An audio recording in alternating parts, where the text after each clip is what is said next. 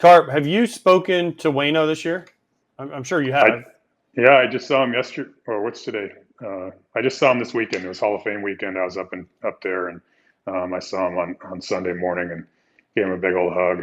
But I communicated with him quite often through text and stuff. I mean, are you rooting as hard as I am for him to get his 200th win?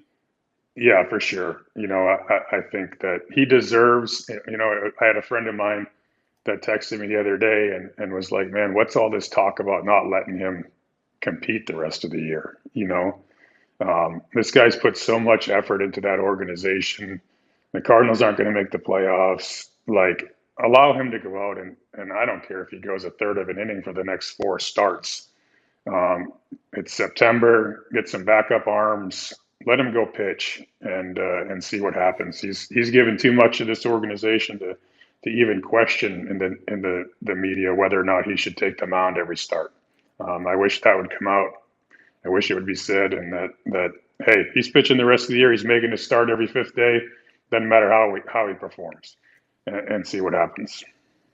Why would people even be so concerned right now? I mean, newsflash for Cardinals fans, they're not making it to the playoffs this year.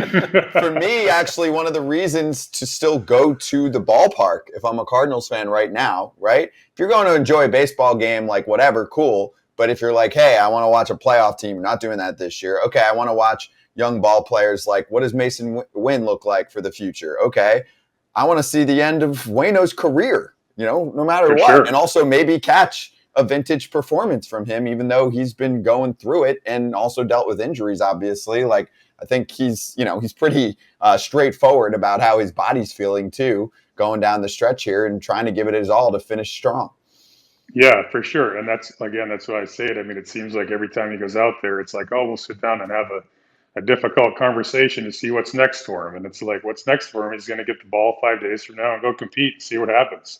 And again, I wish that was just known instead of those other conversations. And you're right. There is. I was in there this weekend. There's some excitement around those young kids and excitement around him too. So like, go enjoy the last month of an era that I think he hit 18 years, like a complete 18 years, like just a week ago or something like that of service time. I mean, this guy's been there for 18 years, man. I remember him walking into that clubhouse as a skinny little kid that was still in AAA when we got him from the Braves.